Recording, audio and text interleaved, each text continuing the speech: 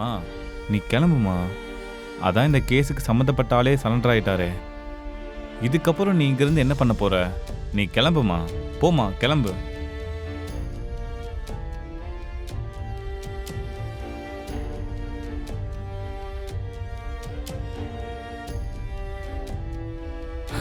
Constable sir, எங்கே உட்காரணும், என்ன பண்ணணும்? ஜெயிலுக்கு வந்து ரொம்ப நாள் ஆனதுனால இந்த பழக்கம்லாம் மறந்து போச்சு. சரி, அது ஒன்றும் பிரச்சனை இல்லை. ஆமாம், இந்த இன்வெஸ்டிகேஷனுக்கு நடுவில் பிரியாணிலாம் வாங்கி கொடுப்பீங்களா? கர்ணா, என்ன கர்ணா நீ? முதல்ல வாக்குமூலத்தை வாங்கிக்கிறேன்.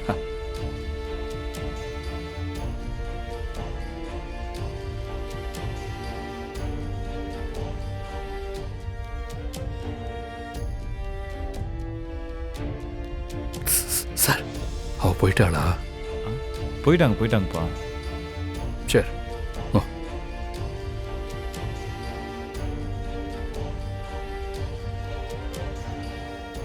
நானும் கர்ணாவும் அந்த கொலையை பண்ணல. எனக்கும் அந்த கொலைக்கும் எந்த சம்பந்தமும் இல்ல. அதனால தயவு செஞ்சு என்ன நம்புங்க. கர்ணாவை காப்பாத்துங்க. ஏய், என்ன நினைச்சுக்கிட்டு இருக்கான்? அவன் என்ன அவ்வளவு பெரிய தியாகியா? செய்யாத கொலைக்கு போய் சரண்டர் ஆகிறதுக்கு எவ்வளவு ஆணவமும் திமிரும் இருந்திருந்தா இப்படி பண்ணிருப்பான். எங்க கிட்ட சொல்லாதவனுக்கு நாங்க எதுக்கு வக்கீல வச்சு வாதாடணும்? நாங்க எதுக்கு போய் காப்பாத்தணும்? அவனுக்கு உண்டான பலனை அவனே அனுபவிக்கிட்டோம். அப்படிலாம் சொல்லாத. அவன் இந்த வீட்டில் ஒருத்தாண்டா. பா சும்மா இருப்பா. எப்ப பார்த்தாலும் அவனுக்கு வக்காலத்து வாங்கிட்டு அவனை காப்பாற்ற வேண்டிய அவசியம் நமக்கு இல்ல, புரியுதுங்களா? அவன் என்னமோ பண்ணிட்டு போட்டோம். இனிமே இந்த வீட்டில் அவனை பத்தி பேசவே பேசாதீங்க.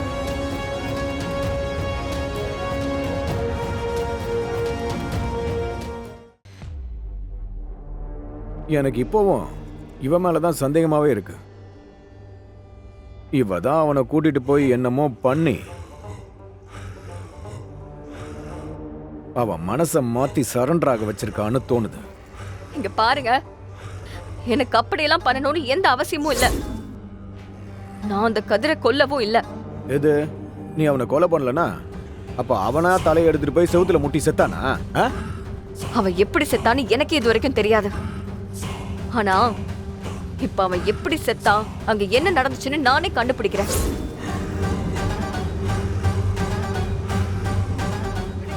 வீட்டுலதான் அவங்க அரசியல் செல்வாக்க பயன்படுத்தி கர்ணாவை காப்பாத்துவாங்கன்னு பார்த்தா அவங்களும் கை விட்டுட்டாங்க. இப்போதைக்கு நான் மட்டும் தான் போராடுறேன். கர்ணா நான் வருவேன்னு நம்பிக்கிட்டு இருக்கான். ப்ளீஸ் பாண்டி, அதனால நான் இந்த ரிஸ்க் எடுத்துதான் ஆகணும். நான் வெளியே இருக்கிறதே நான் கர்ணாவை இந்த கேஸ்ல இருந்து காப்பாத்துறதுக்காக தான். உங்களால முடிஞ்சா கர்ணாவை வெளியே கொண்டு வரதுக்கு ஹெல்ப் பண்ணுங்க ப்ளீஸ். சிஸ்டர், என்ன சிஸ்டர் நீங்க என் மாப்பிள்ளைக்கான இது கூட பண்ண மாட்டேனா? நீங்க என்ன சொல்றீங்கன்னு அதை பண்ணலாம் வாங்க. அந்த கதிரோட கெஸ்ட் ஹவுஸ்ல நம்ம திரும்பவும் போய் செக் பண்ணணும். சிஸ்டர், அந்த லொகேஷன்ல ஏற்கனவே அந்த போலீஸ் அதை தேடி முடிச்சிருப்பாங்களே. அவங்க தேடி முடிச்சிட்டாங்க தான். ஆனா அவங்க தேடுறதுக்கும் நாம தேடுறதுக்கும் நிறைய வித்தியாசம் இருக்கு. அவங்களோட நோக்கம் ஆதாரத்தை தேடுறது மட்டும்தான். ஆனா நம்ம நோக்கம் நம்ம கர்ணாவை காப்பாத்தணுங்கிறது தான். ப்ளீஸ் பாண்டி, எனக்கு நம்பிக்கை இருக்கு. நம்ம கண்ணுல ஏதாவது ஒரு விஷயம் மாட்டும். அந்த மூணாவது ஆளை பத்தின சின்ன ஒரு துரும்ப ஆதாரம் கிடைச்சாலும் போதும். நமக்கு அது எவ்வளவு உதவியா இருக்கும். நல்லது தானே? வா பாண்டி. சரி சிஸ்டர், நம்ம போய் பார்த்துடலாம். சரி வா. சிஸ்டர், இந்த வண்டி இங்கே இருக்கட்டும். என் வண்டியில் வாங்க, ஓரமாக போட்டு வாங்க.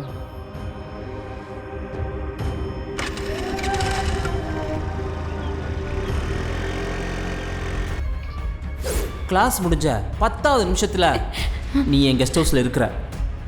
அப்படி வரலன்னு வச்சுக்கோயேன், 11வது நிமிஷம் உன் வீடியோ வேர்ல்டு வைட் ரிலீஸ் ஆகும்.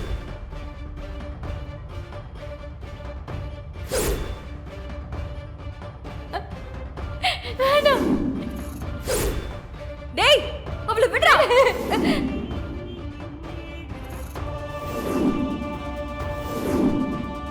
ஏய், எவ்வளோ கஷ்டப்பட்டு இந்த வீடியோ எடுத்திருந்த, அசால்ட்டா வந்து டெலீட் பண்ணிட்டியா? இன்னோட நீ சத்தடி.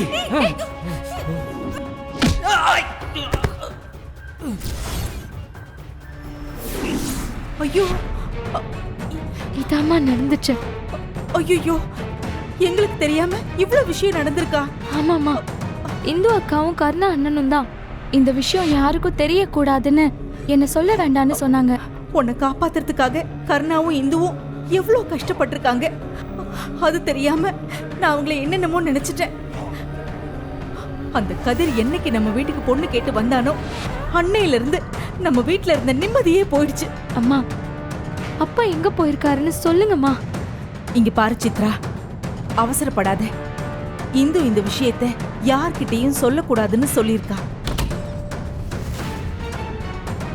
ஆனா நீ இத என்கிட்ட சொல்லிட்ட. இந்துவும் வெளியே போயிருக்கா. அவ வந்துடட்டும். அவகிட்டயும் ஒரு வார்த்தை கேட்டுட்டு அதுக்கப்புறம் இத பத்தி உங்க அப்பா கிட்ட பேசலாமா வேண்டாமான்னு முடிவு எடுத்துக்கலாம். சித்ரா, என்ன சித்ரா, ஏன் ஒரு மாதிரியா இருக்க? என்னாச்சு? ஏதாவது பிரச்சனை? அதெல்லாம் ஒண்ணும் இல்ல ஜெயந்தி. நம்ம கருணா ஜெயில இருக்கான்ல, அவன் அங்கேயே அப்படியே இருந்துருவானோன்னு நினைச்சு வருத்தப்படுறா. இல்ல சித்ரா, இந்து அவனை எப்படியாவது காப்பாத்திருவா. அவ ஒரு விஷயத்த சொன்னா கண்டிப்பா பண்ணுவா. அதுல எனக்கு நம்பிக்கை இருக்கு. நீ தைரியமா இரு. பாண்டி, சிஸ்டர், கோல்டு செயினா? Thank you sister. இது கீழே கடந்தது. எங்க? அதோ அந்த கேப்ல. அப்ப வாங்க, என்ன நிறைய இருக்கான்னு பார்ப்போம். இந்த செயின் நான் சொன்ன மூணாவது ஆளோட தான் இருக்கணும். ஆமாம் சிஸ்டர், இது ஆம்பளைங்க போடுற மைனர் செயின். நீ சொல்கிறத பார்த்தா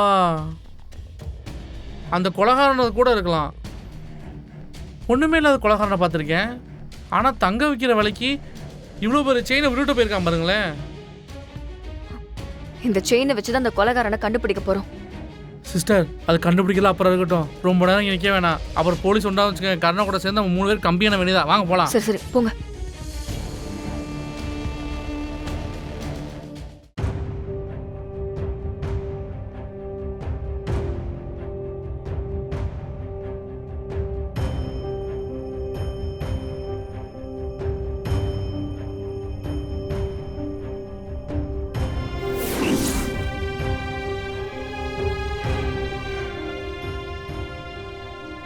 கர்ணா தம்பி,